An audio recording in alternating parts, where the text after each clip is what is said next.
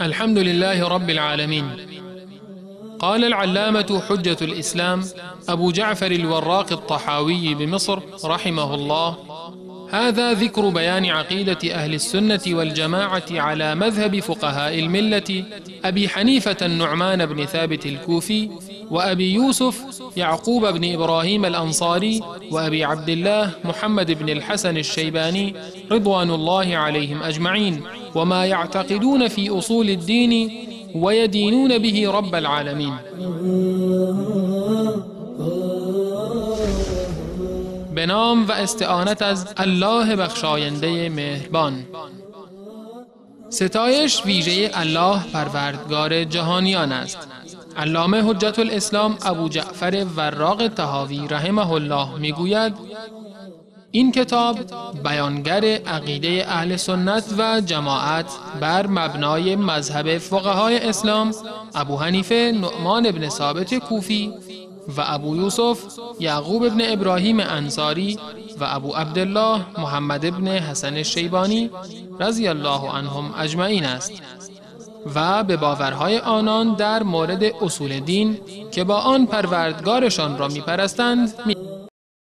إن الحمد لله نحمده ونستعينه ونستغفره ونعوذ بالله من شرور أنفسنا ومن سيئات أعمالنا، من يهده الله فلا مضل له ومن يضلل فلا هادي له، ونشهد أن لا إله إلا الله وحده لا شريك له، ونشهد أن محمدا عبده ورسوله صلى الله عليه وعلى آله وصحبه أجمعين.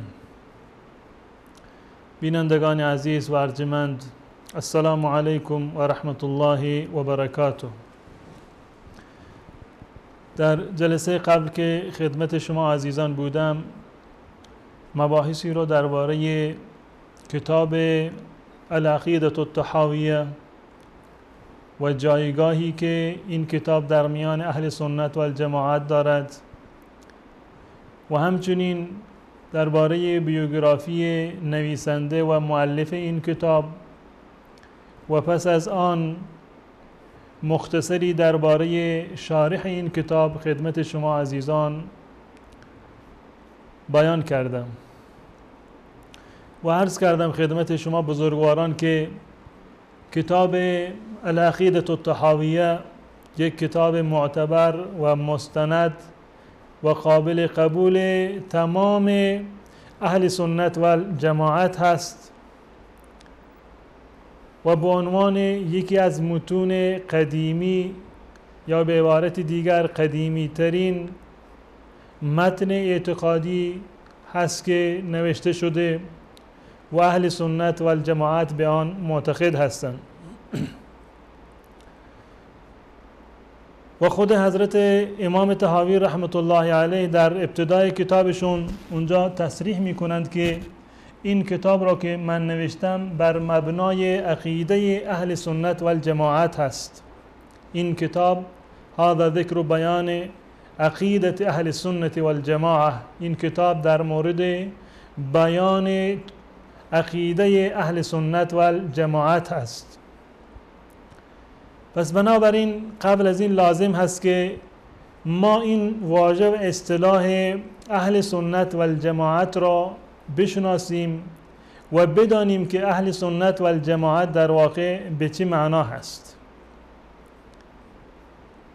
منظور از سنت که در این اصطلاح ذکر شده که اهل سنت و الجماعت سنت رسول الله صلی الله علیه و سلم هست و در تعریف سنت گفتند ما اثر عن النبی صلی الله علیه و سلم من قول او فعل او وصف او تقریر، هر چیزی که از رسول خدا صلی الله علیه و سلم برای ما نقل شده، اعم از گفتار رسول الله، کردار رسول الله، ویژگی های رسول الله صلی الله علیه و سلم، ویژگی های جسمانیش یا ویژگی های اخلاقیش، یا تمامی مواردی که رسول خدا صلی الله علیه وسلم تأیید کرده اونها را، عملا سکوت کرده در انجام آن، تمام اینها به عنوان سنت برای ما مطرح هست، سنت هست.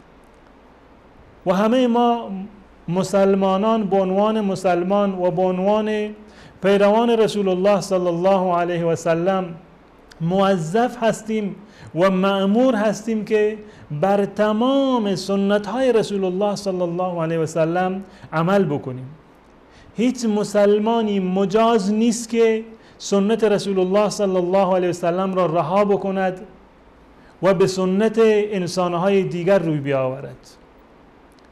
رسول خدا صلی الله علیه و سلم مبین قرآن هست و قرآن و سنت دو اصل اساسی ما هستند، هم در بعد اعتقاد و هم در بعد عمل و تشریع. یعنی هم در باب عقیده و هم در باب عمل قرآن و سنت دو اصل اساسی اهل سنت و الجماعت هستند.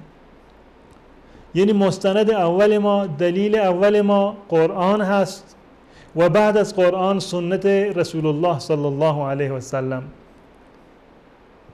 و وقتی که ما میگوییم که اهل سنت و الجماعت، یعنی ما هم پیرو سنت رسول الله صلی الله علیه و سلم هستیم و هم با جماعت مسلمانان همراه هستیم. و منظور ما از جماعت در این اصطلاح اصحاب رسول الله صلی الله علیه و سلم و تابعین هستند. و امکان ندارد که انسانی اهل سنت باشد و اهل جماعت نباشد، یا اینکه اهل جماعت باشد و اهل سنت نباشد. این دو تا جمله سنت و جماعت وقتی که ما میگیم اهل سنت و الجماعت لازم و ملزوم یک دیگر هستند. یعنی این که ما هم پیرو رسول الله صلی الله علیه و سلم هستیم و هم تابع جمع اصحاب هستیم، شاذ نیستیم، تافته جدا بافته از جسم و بدن امت اسلامی نیستیم. اهل سنت و الجماعت هستیم، پیرو رسول الله صلی الله علیه و سلم هستیم، در کنار اصحاب رسول الله صلی الله علیه و سلم و تابعین بزرگوار ایشان. پس بنابراین اهل سنت و الجماعت یعنی پیرو رسول خدا صلی الله علیه و سلم و صحابه و اهل بیت رسول الله صلی الله علیه و سلم. و این اصطلاح در واقع گرفته شده از حدیثی که رسول خدا صلی الله علیه و سلم در آن فرمودند: افترقت الیهود و النصارى علی 71 او 72 فرقه. یهود و نصارا به 71 یا 72 فرقه تقسیم شدند. کلها فی النار، که همه اونها جهنمی هستند. و ستفترق امتی علی 73 فرقه، و امت من به 73 فرقه تقسیم خواهد شد. کلها فی النار، که همه آنها جهنمی هستند. الا واحده و هی الجماعه، بجز یک گروه و یک جماعت و یک فرقه که همون جماعت مسلمانان هست، یعنی جماعت اکبر مسلمانان که اهل سنت و جماعت اصحاب رسول الله صلی الله علیه و سلم هستند. در روایت دیگر هست که من کان علی مثل ما انا علیه و اصحابی. این روایت یک مقدار گویاتر هست از روایت قبلی که این روایت در کتاب سنن ترمذی هست. میفرماید من کان علی مثل ما انا علیه و اصحابی، هر کسی که بر این وضعیت کنونی من و وضعیت اصحاب من باشد، اون فرقه ناجیه هست، اون فرقه هست که در واقع رستگار خواهد شد. پس بنابراین ما اهل سنت و الجماعت منبع اول من قرآن هست، بعد از آن احادیث رسول الله صلی الله علیه و سلم، در کنار اصحاب رسول الله و فهم صحابه و فهم بزرگان دین، یعنی صحابه و ائمه دین و ائمه اهل بیت و بزرگان اسلام که عبارتند از صحابه و تابعین. این معنی اهل سنت و جماعت هست. و در روایت دیگر هست که رسول خدا صلی الله علیه وسلم تأکید فرمودند و ما رو تشویق کردند و امر فرمودند که علیکم بسنتی، شما به سنت من چنگ بزنید، عامل بر سنت من باشید. پس بنابراین وقتی که ما میگوییم که ما اهل سنت و الجماعت هستیم، یعنی این که پیرو سنت رسول الله صلی الله علیه و سلم هستیم و با جماعت مسلمانان یعنی صحابه و تابعین هستیم و با افکار انحرافی که بعد از صحابه به وجود آمده، گرایش های منفی که بعد از صحابه به وجود آمده، تفکرات و جریان‌های که زاویه گرفتند از راه رسول الله و راه صحابه، اهل سنت و الجماعت از تمامی این تفکرات و تمامی این گرایش ها در واقع بیزار هستند و این هست معنی اهل سنت و الجماعت. پس بنابراین اهل سنت و الجماعت یک اصطلاحی هست که شامل تمامی مذاهب اهل سنت و الجماعت می شود. وقتی که امام طحاوی در ابتدای کتاب می‌فرمایند که این عقیده‌ای که من بیان می‌کنم عقیده اهل سنت و الجماعت هست، یعنی این که این عقیده تمامی مذاهب اهل سنت و الجماعت هست که رسول خدا صلی الله علیه وسلم به ما دستور داده که از سنت رسول الله پیروی بکنیم و همراه با جماعت مسلمانان باشیم.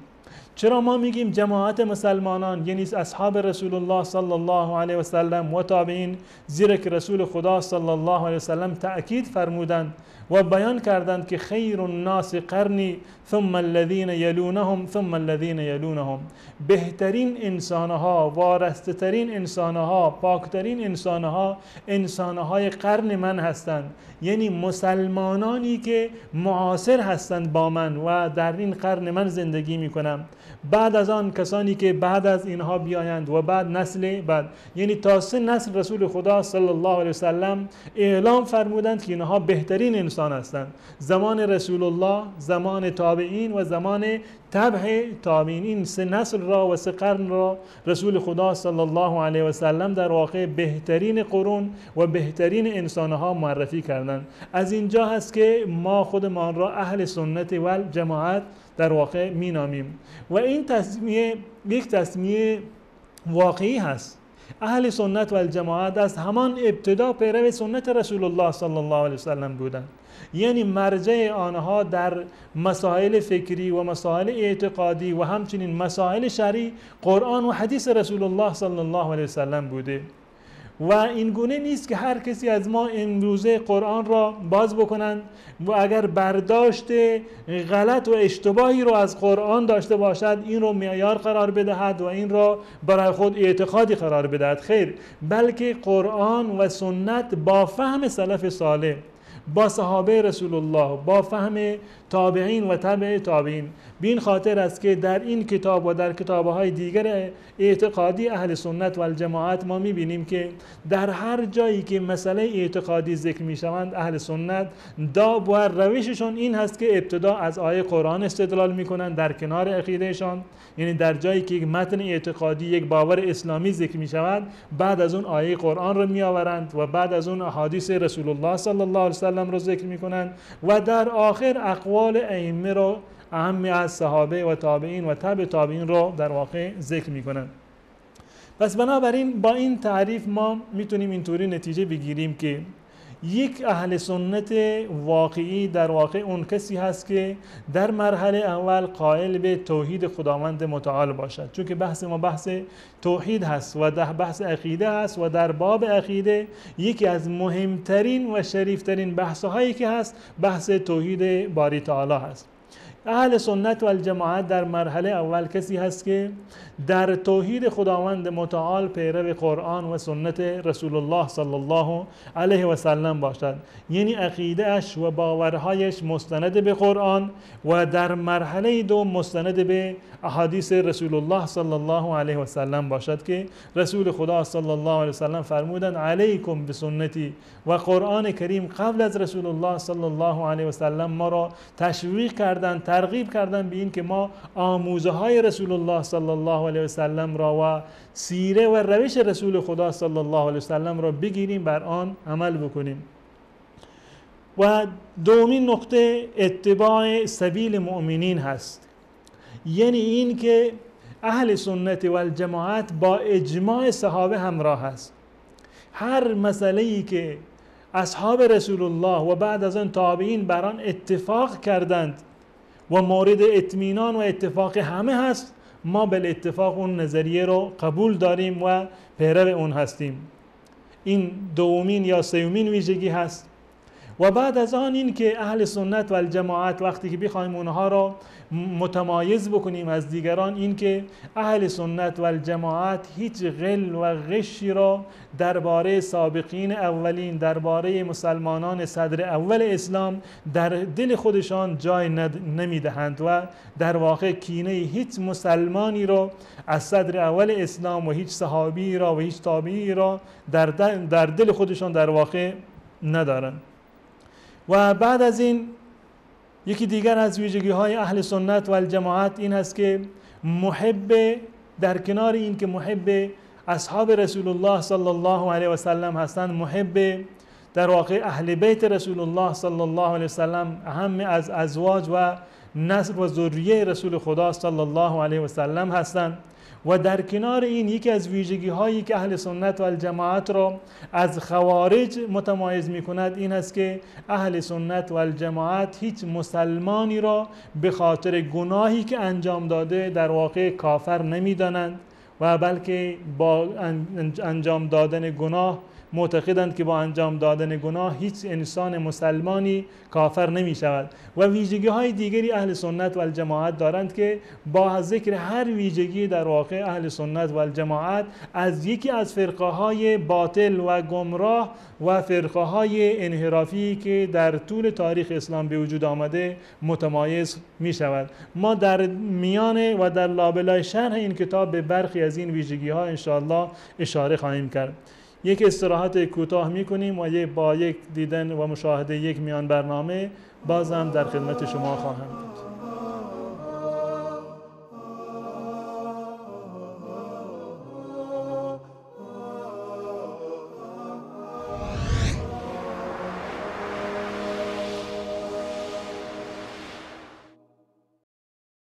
من ذا يداني فضله وعلاه، هذا الذي أحيا الأنام هداه. هذا الرسول المصطفى لي أسوة، أحببت ربي فاتبعت خطاه. هو قدوتي في عزتي وتعففي، وإذا استحيت فمن منار حياه. هو قدوتي في خشيتي وتمثلي، أمرا لرب الكون جل علاه. هو قدوتي إذ ما نهضت بواجبي، ولقيت بالإقدام ما أخشاه.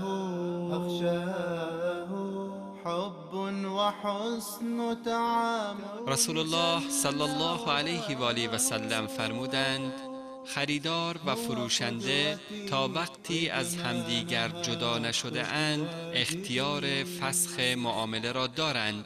اگر در معامله خود صادق بودند و همه چیز را بیان کردند معامله آنها مبارک خواهد بود، و اگر پنهان کاری کردند و دروغ گفتند برکت از میان معامله آنها خواهد رفت.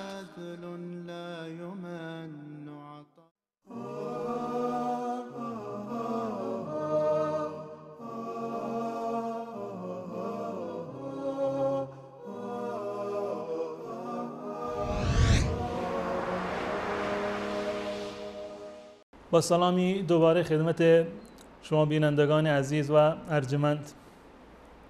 خدمت شما عرض کردم که اهل سنت و الجماعت پیرو سنت رسول الله صلی الله علیه و سلم و همراه و همگام با جماعت اصحاب و تابعین و تبع تابعین هستند. یکی از ویژگی های بارز عقیده اهل سنت و الجماعت که اهل سنت و الجماعت را از بسیاری از فرقه های دیگر و جریان های انحرافی و منفی متمایز می کند و به عنوان یک خصوصیت و شناسه اهل سنت و الجماعت مطرح است، این است که اهل سنت و الجماعت اعتقادشان اعتقاد میانه و معتدلی هست. اگر شما واقعا در میان تمامی فرقه هایی که در جهان اسلام مطرح هستند موجودند، در لابلای کتابه ها عقاید و افکار اونها را میخوانیم که چنین فرقه‌ای وجود داشته در طول تاریخ، یا اینکه وجود دارند، افکار و باورهای امروزه وجود دارند. اگر تمامی این افکار و باورها را یک جا بیایید بررسی بکنید، میبینیم که عقیده اهل سنت و الجماعت در میان تمامی این فرقه های متفاوت و مختلف و متباین یک در میانه قرار دارد و معتدلتر از تمام این فرقه ها هست. و این در واقع یک از خصوصیت های کلی دین مبین اسلام هست که خداوند متعال می‌فرماید و کذالک جعلناکم امة وسطا. خداوند متعال خطاب به این ملت و به عموم مسلمانان خطاب می‌کند و می‌فرماید ما شما را ملتی و دینی و امتی میانه و معتدل قرار دادیم. یعنی نه اینکه جانب افراط را بگیرید نه جانب تفریط را.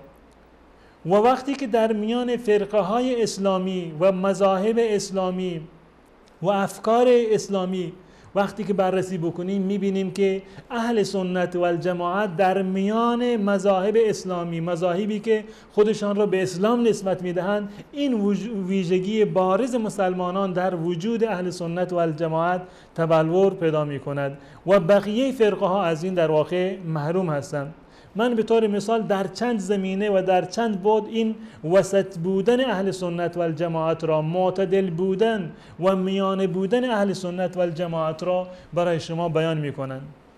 در باب اسماء و صفات خداوند متعال، که خداوند متعال چه صفاتی را دارند و چه نامه‌هایی را دارند، اهل سنت و الجماعت در اینجا یک قاعده و یک مبنای کلی دارند و میگویند که هر اسمی یا صفتی را که خداوند متعال در قرآن برای خودش بیان کرده، هر نامی و هر صفت و ویژگی را که خداوند متعال در قرآن برای خودش بیان کرده، این یک، یا رسول خدا صلی الله علیه وسلم در احادیث خودش برای خداوند متعال بیان کرده، اهل سنت و الجماعت به اون ایمان دارند بدون از این که اون را تعطیل بکنند، یعنی نفیش بکنند، بگویند که خدا این صفت را ندارد، ردش بکنند، یا این که تکییفش بکنند، برای نام و صفت خداوند متعال کیفیتی را بیان بکنند، یا این که تمثیل بکنند،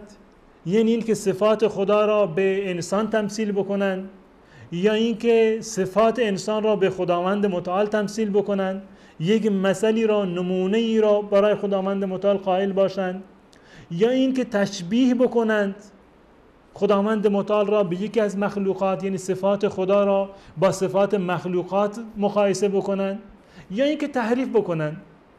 بدون از این موارد اهل سنت و الجماعت به تمامی اسماء و صفات خداوند متعال بر اساس قواعد زبان عربی معتقد هستند و همه را باور دارند. این عقیده اهل سنت و الجماعت است در باب صفات خداوند متعال. اما در واقع وقتی که میاییم گروه هایی رو که در تاریخ اسلام وجود داشتن بررسی میکنیم، میبینیم که بسیاری از این گروه ها دچار افراط یا تفریط شدن در این زمینه.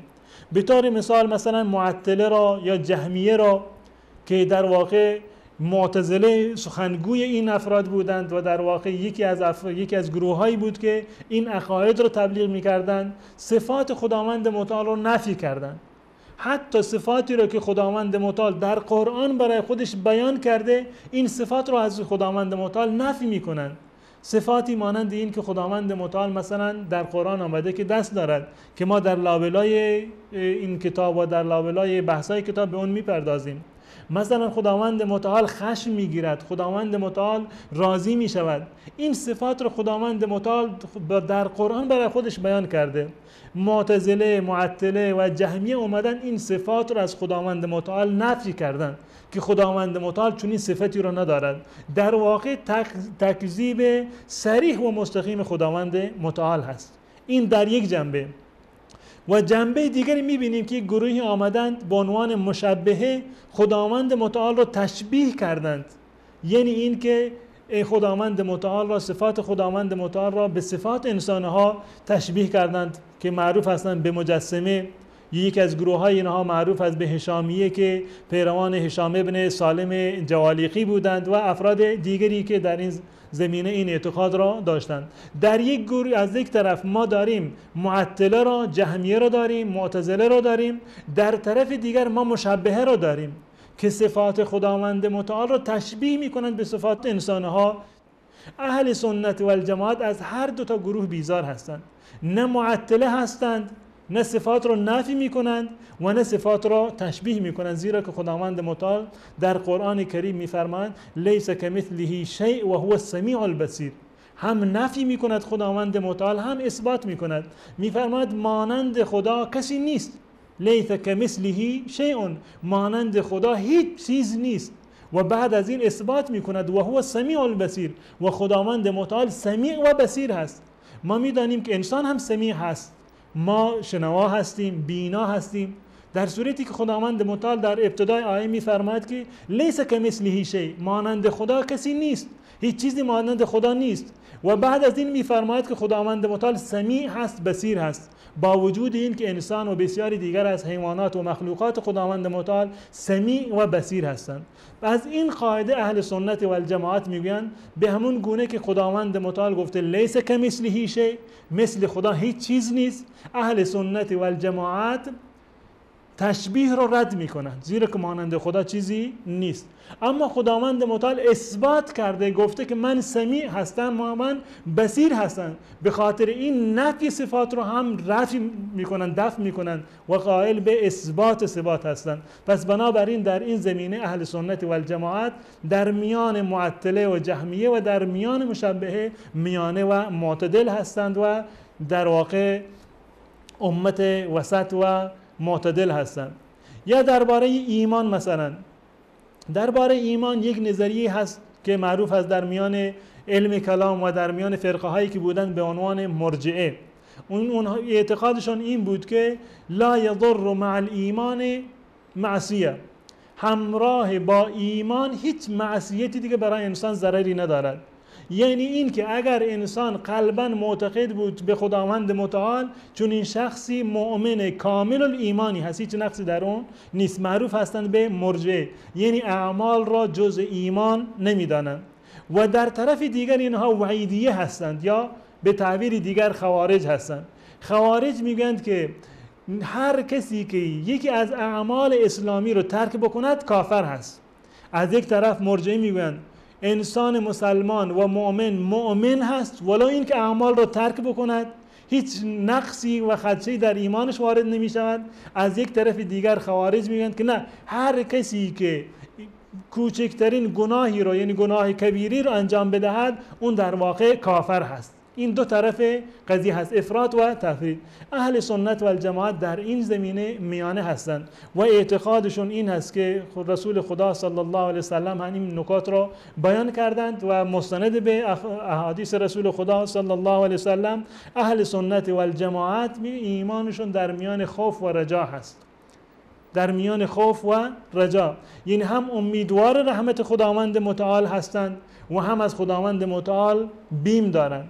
میگویند که با انجام دادن گناه انسان از دایره اسلام خارج نمی شود و در تعریف ایمان هم میگویند که ایمان در واقع مجموعی از گفتار انسان و باورهای قلبی و عمل ظاهری انسان هست. یعنی ایمان را یک مجموعی میدانند و عمل جزو ایمان هست. یعنی در میان مرجعه و در میان خوارج اهل سنت و الجماعت در واقع در وسط هستند. ما میبینیم که در مورد این در واقع نشأت گرفته از دو گونه از احادیث رسول خدا صلی الله علیه وسلم هست.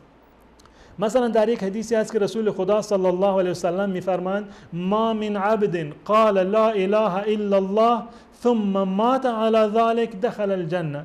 هر مسلمانی که بگوید لا اله الا الله، هر انسانی که بگوید لا اله الا الله و با این از دنیا برود به بهشت میرود. و در جنبه دیگر احادیثی هست که مثلا ما میبینیم که آمده که سباب المسلمی فسوق و قتاله کفر، دشنام دادن یک مسلمان فسق هست و جنگیدن با مسلمان کفر هست. از این دو نوع احادیث مرجعه گفتن هر کسی بگوید لا اله الا الله مستقیم میرود به بهشت. یعنی تنها احادیثی رو در مد نظرشون قرار دادند که در اونها وعده هست، در اونها بشارت هست. هر کسی که بگوید لا اله الا الله بهشتی هست، صرف نظر از این که گناهی انجام داده یا گناهی انجام نداده. در جنبه دیگر وعیدیه و خوارج اومدن اون احادیث دیگر را گرفتن، گفتن هر کسی که گناهی را انجام بدهد در واقع کافر هست و از دایره اسلام خارج هست. اهل سنت و الجماعت در میان این دوتا گروه هستند و معتدل هستند در این زمینه. یا این که درباره تقدیر که خداوند متعال برای ما مقدر کرده است، یک گروهی داریم در تاریخ اسلام و در تفکر که کلامی که به عنوان جبریه اعتقاد دارند و اعتقادشون این است که انسان مجبور محض هست. وقتی که خداوند متعال برای من جهنم را یا بهشت را مقدر کرده، یعنی این که من مجبور هستم که همون گونه که خداوند مقدر کرده من انجام بدم. خدا برای من مقدر کرده که نماز بخوانم، روزه بگیرم، فلان و فلان عبادت رو انجام بدم و نهایتا برم به بهشت. پس بنابراین من مجبورم که بر اساس تقدیر خداوند متعال این کارها رو انجام بدم. این از یک طرف.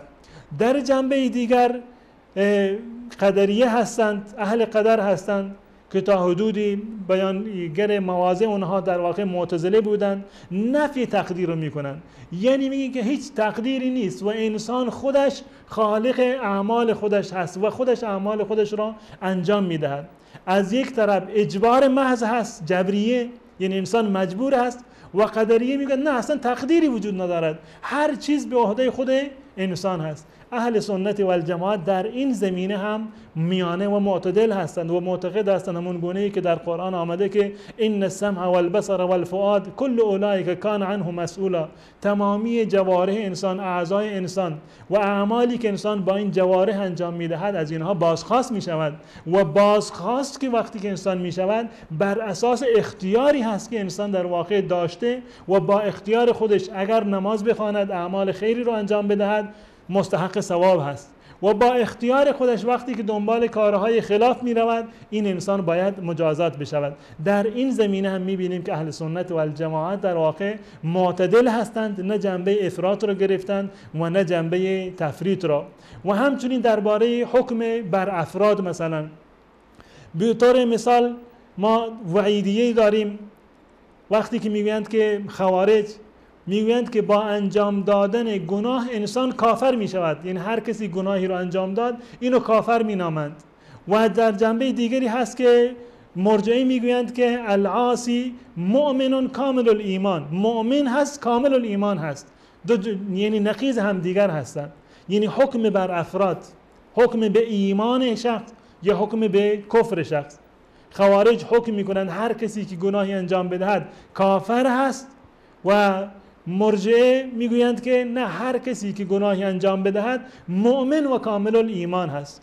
اهل سنت و الجماعت میانه هستند، میگویند که نه، هر کسی که مسلمان باشد و گناهی انجام بدهد مؤمن فاسق هست، مؤمن هست، اسم ایمان از اون نمیگیرند، نمیگویند کافر هست و هم نمیگویند که کامل الایمان هست، میگن مؤمن فاسق هست. و همچنین در زمینه‌های دیگری در زمینه اصحاب رسول الله صلی الله علیه وسلم میبینیم که بعضی در معنی اصحاب رسول الله صلی الله علیه وسلم، یا بهتر بگن درباره بعضی از اصحاب رسول الله صلی الله علیه وسلم خیلی افراط میکنن، مانند باطنیه و بعضی از فرقه های شیعه ولی اللهی ها یا حتی بسیاری دیگر از روافض، و اعتقادشون این است که علی خدا بوده، یا برخی از اونها در درجه پایینتر صفات خدایی رو به ائمه خودشان میدهند که در کتابهاشون محرز و مشخص هست.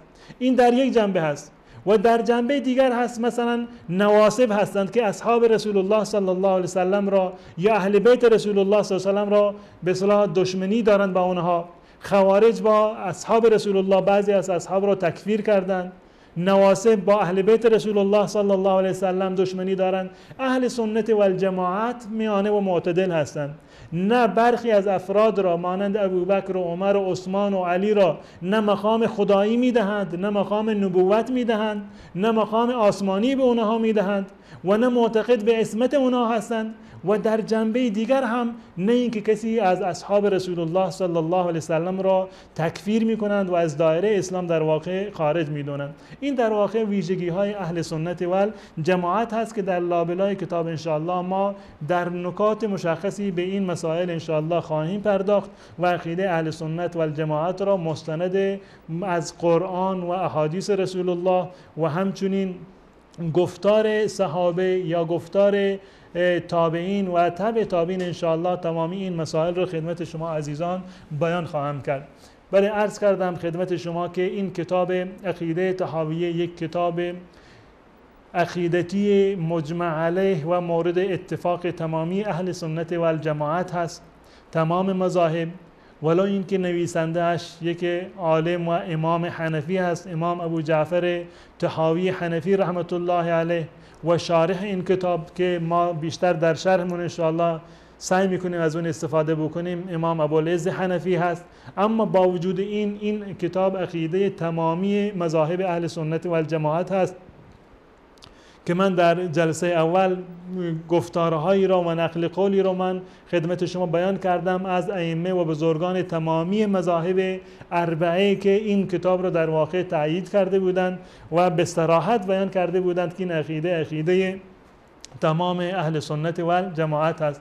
انشاءالله در جلسه بعد کتاب عقیده طحاویه رو از ابتدا و آغاز این کتاب انشاءالله شروع خواهیم کرد و مفاهیم این اعتقاد را و شرح این مطالب رو خدمت شما عزیزان بیان خواهم کرد و تا آن زمان تمامی شما بزرگان را به خداوند متعال می سپارم و السلام علیکم و رحمت الله و برکاته.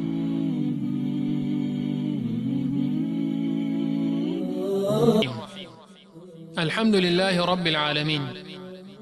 قال العلامة حجة الإسلام أبو جعفر الوراق الطحاوي بمصر رحمه الله: هذا ذكر بيان عقيدة أهل السنة والجماعة على مذهب فقهاء الملة أبي حنيفة النعمان بن ثابت الكوفي وأبي يوسف يعقوب بن إبراهيم الأنصاري وأبي عبد الله محمد بن الحسن الشيباني رضوان الله عليهم أجمعين، وما يعتقدون في أصول الدين ويدينون به رب العالمين.